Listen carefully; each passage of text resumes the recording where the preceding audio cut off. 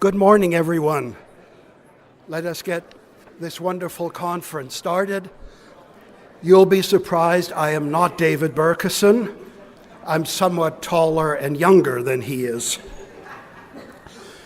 What I would like to do is, first of all, thank our president, Elizabeth Cannon, for her wonderful remarks last night, her graciousness in hosting this, and her support for the center and this conference. So thanks a lot. I know you have other things to do. Make out the check, CMSS, okay? And thank you so much. What I would like to do is introduce to you this morning Dr. Florentine Strzelcyzk, who's Vice Dean in the Faculty of Arts at the University of Calgary. She received her PhD from my alma mater, the University of British Columbia. She's a former department head of what once was called Germanic, Slavic, East Asian Studies, Linguistics, Languages and Cultures. She studies contemporary German literature and film, fascism and film, tolerance and German culture, gender and religion, and racism and otherness in contemporary German culture. And there's been lots of otherness in German culture. So let me simply ask Florentine to come up and say a few words to you.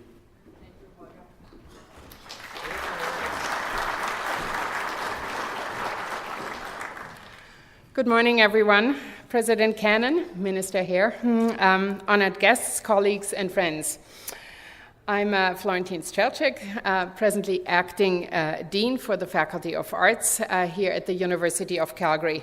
It's my pleasure to introduce this conference, Vimy 2017, on both sides of the ridge, which is hosted by the Center for Military Security and Strategic Studies, one of our most productive and innovative research institutes here at the University of Calgary. And the conference is hosted in partnership with the Zentrum für Militärgeschichte und Sozialwissenschaften der Bundeswehr. As you can tell, I can't pronounce German. so I'm really glad I just returned from a trip to Germany, and so my German is less rusty than it usually is. So in other words, the Center for Military History and Social Sciences of the German Armed Forces. So before we really get going, I would like to acknowledge the traditional territories of the Blackfoot and the people of the Treaty 7 region in southern Alberta, which includes the Siksika, the Piikani, the Kainai, the Tsuut'ina, and the Stoney Nakoda First Nations. The University of Calgary is situated on land adjacent to where the Bow River meets the Elbow River. And the traditional Blackfoot name for this place is called Mukinsis, which we now call the City of Calgary. The City of Calgary is also home to the Métis Nation of Alberta, Region 3. So welcome to the University of Calgary. This is our 50th anniversary year, and during this year, we are looking back at our accomplishments and forward into the future. In 2016, the University of Calgary was ranked 6th among leading research universities in Canada based on sponsored research funding, and we were considered the number one university in the world among those who were under 50 years old. It is our Eyes High strategy with its ambitious goals to sharpen our research, broaden our teaching, and integrate ourselves into the community that has guided our success. Our Eyes High strategy is presently being energized, we call it Energized Eyes High actually, to provide a fresh roadmap on what we want to accomplish in the next 5 years. Its vision, and I'm quoting from the document, for research that explores new ideas, seeks answers, shares discoveries, and changes the world, couldn't be a better description for today's conference. Those who lived in the early 20th century called World War I the Great War because it was literally greater than any war waged before. Over 59 million troops were mobilized, over 8 million died, and over 29 million were injured in a struggle which sharply altered the political, economic, and cultural and social nature of Europe. Of the many important battles fought between 1914 and 1918, the Battle of Vimy Ridge in 1917 was the major step from Canada, being just another British colony, to becoming an equal member of the British Commonwealth. Although all Canadian troops were under the British Expeditionary Force at that point, they did have their own section, the Canadian Corps. At the same time, the four-day battle was a stunning but costly victory, as you all know. The fighting left 3,600 Canadian dead and over 7,000 wounded. There was an estimated 20,000 casualties on the German side. What makes this conference, marking the 100th anniversary of Vimy Ridge, unique is that it examines and commemorates Vimy Ridge from both sides, the perspective of Canada and the Allies, as well as the German perspective.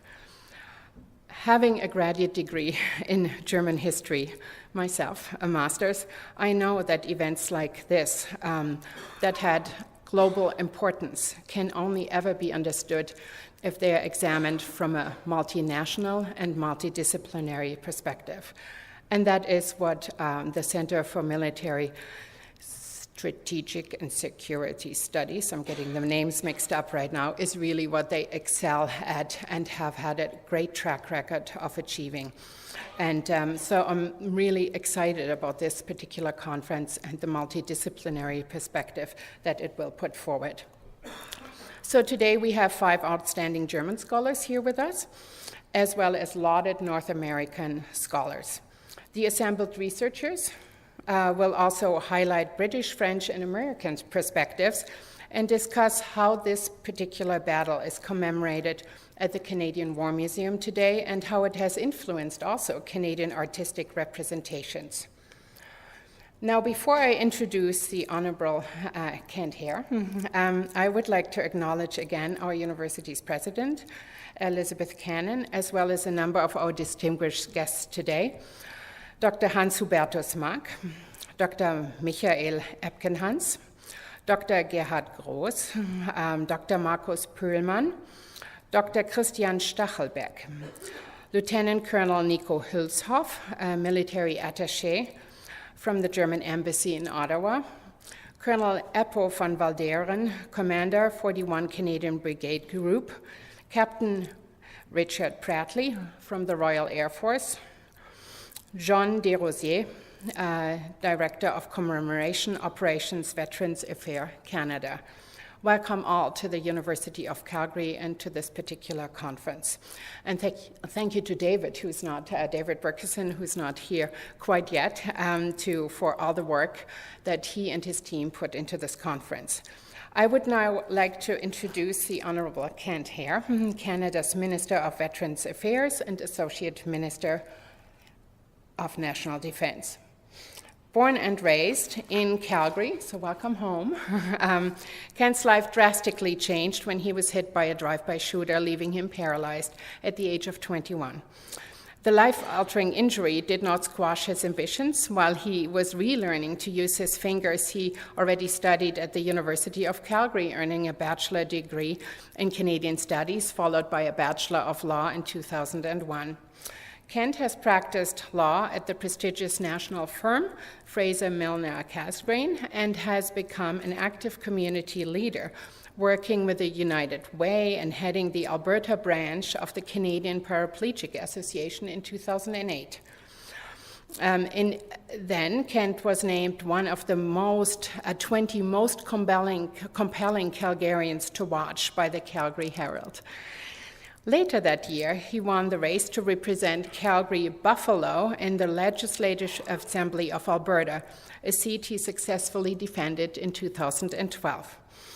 As a shadow Minister of Justice, Finance, Education, and other portfolios, Kent held the government to account while taking an active role in creating legislation for the future of Calgary and Alberta. Kent Hehr represented the residents of downtown Calgary in the Legislative Assembly of Alberta for more than 7 years. He now represents veterans as the Minister of Veterans Affairs and Associate Minister of National Defence. Welcome, Minister Hehr.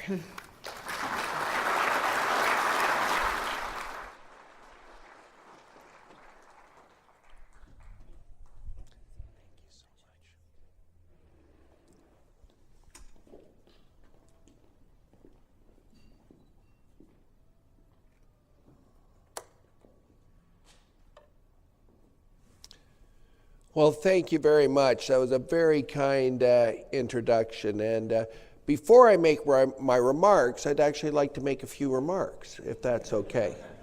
And it's just more along the lines of what an honor and privilege it is to be here at the University of Calgary, a place where I came after my spinal cord injury, where I was given an opportunity to learn and build my life. And I came here as not a really good student.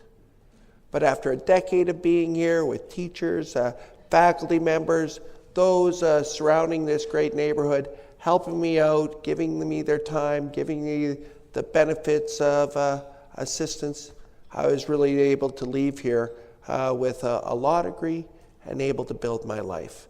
It's a real testament to President Cannon, those who have worked with me. Hey, Professor Berkeson taught me a couple classes back then. And so this has added to my ability to take part in the world the way I am today, to be part of the national government. And without this institution, I would not be here today. So kudos to the University of Calgary and their whole team. We should have a big round of applause for them right now.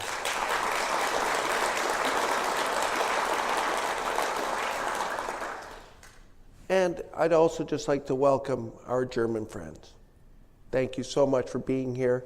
This is going to add a sense of thought and process to understanding the events that happened so many years ago, and have that shared learning that will allow us to build better bonds as countries, to understand the global community both then and now, and how to deal with world issues in a compelling, forthright way. So thank you so much for being here. Bonjour, tout le monde. Vimy Ridge.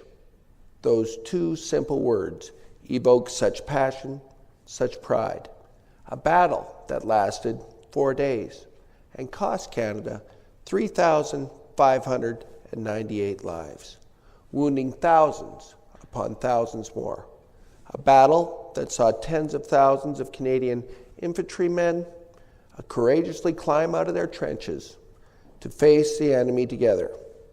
4 Canadian divisions fighting together for the first time. A battle that some say was the birth of a nation.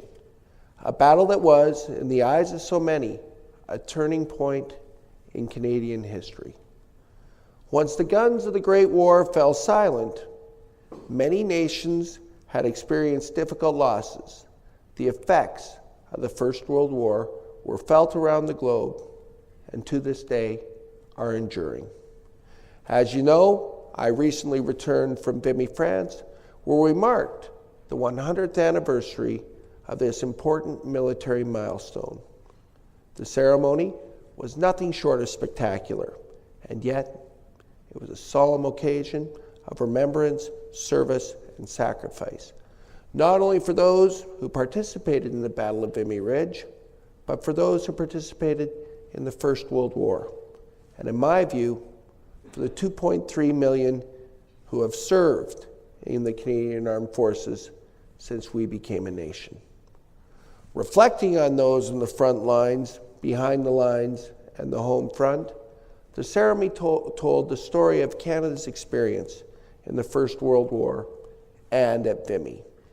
During the evocative ceremony at the National Vimy Memorial, we saw Prince Harry and Prince William each lay a pair of the boots of the fallen among the almost 3,600 pairs that were placed to represent the Canadians who died at Vimy.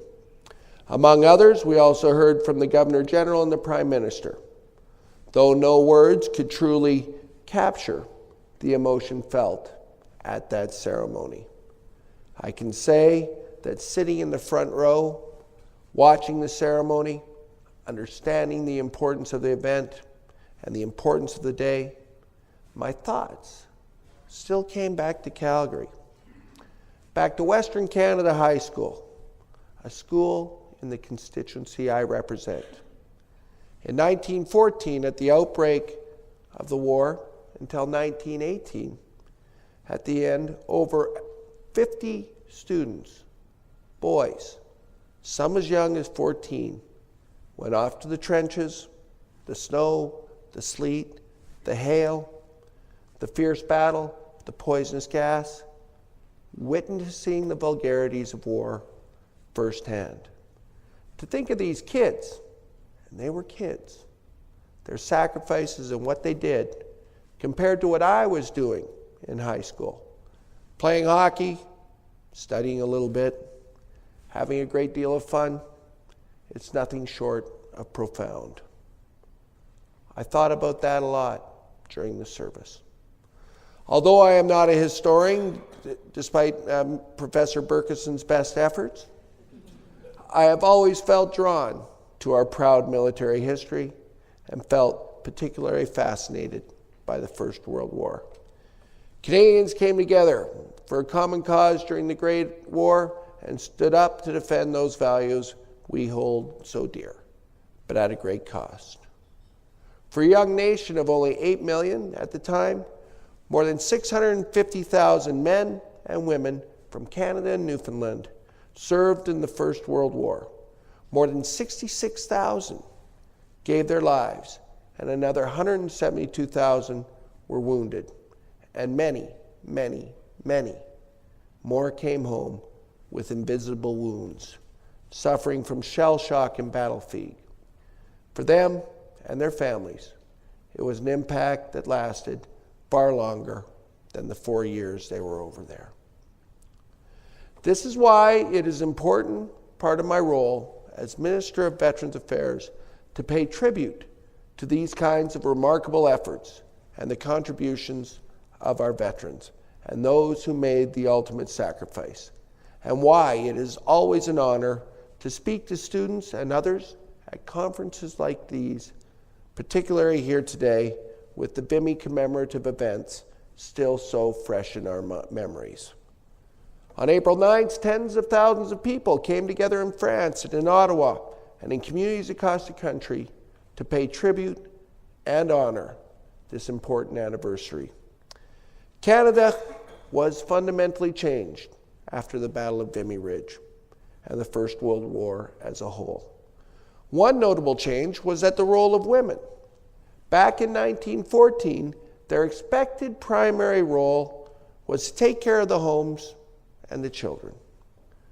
But when the war began, and so many men felt the call to serve in uniform, women had to take up many roles that men had occupied, from running the farm and managing the finances to working in munition factories.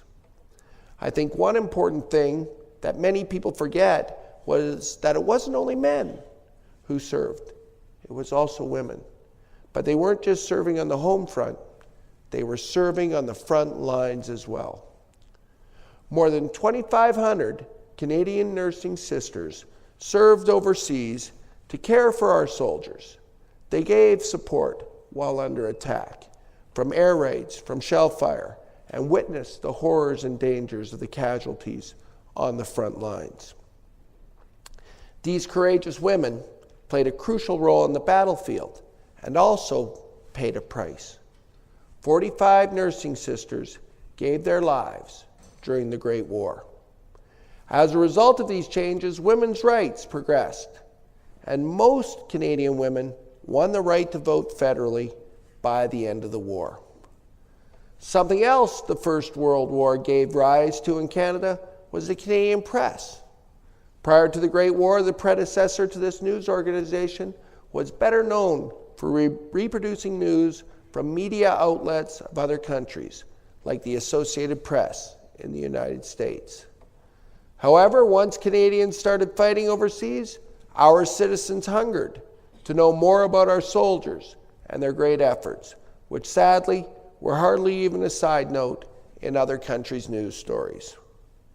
While the Canadian government indeed organized official information channels to share news about our country's efforts during the war, in 1917 the Canadian press decided it was time to go the extra mile by establishing its own in-depth media effort.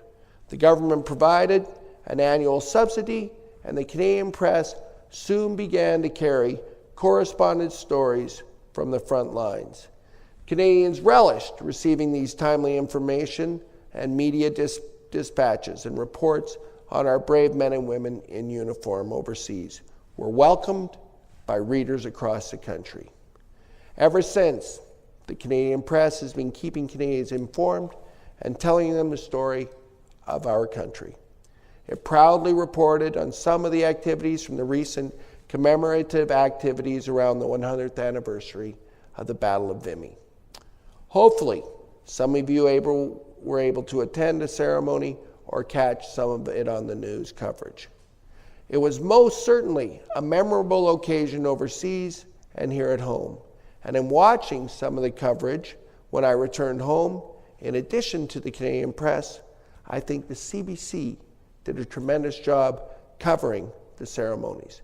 They provided extensive coverage and provided an in-depth look at the human side of the day.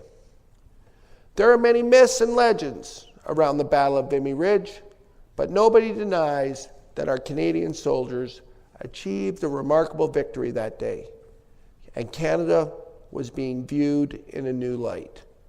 When the war was over, the international community recognized Canada's heroic wartime efforts and sacrifices, and in 1919, Canada was given a separate signature on the Treaty of Versailles that formally ended the First World War.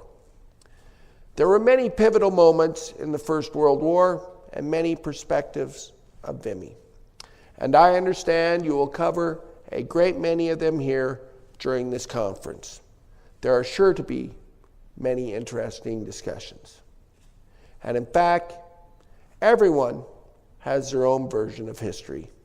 And I think many people adopted this lasting impact of the Battle of Vimy Ridge.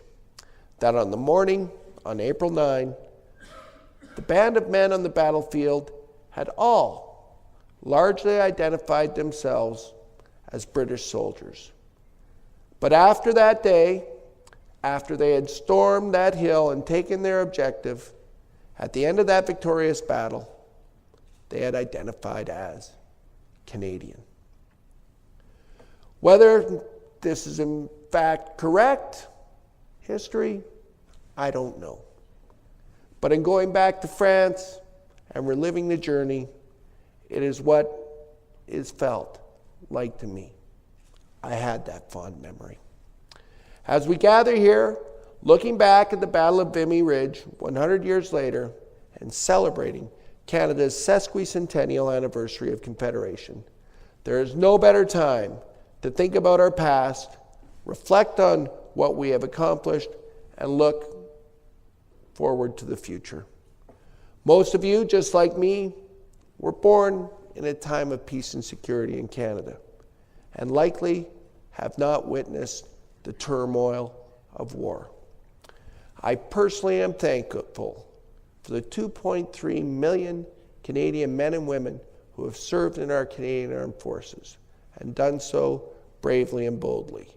From Vimy Ridge to Juno Beach, from the Korean War to our peacekeeping missions of the 60s, 70s, 80s, and 90s, to the Afghanistan conflict, to our current efforts in the Middle East. We owe a debt and a gratitude to those men and women who have served our nation so bravely and boldly. And I'd just like to again congratulate you all for being here. I look forward to hearing about your discussions, understanding what happened back in the Great War and how this impacts our future world. Because if we don't learn from history, well, it's to our own peril. Thank you so much. Have a great conference. What a thrill for me it is to be here, as always, at the University of Calgary.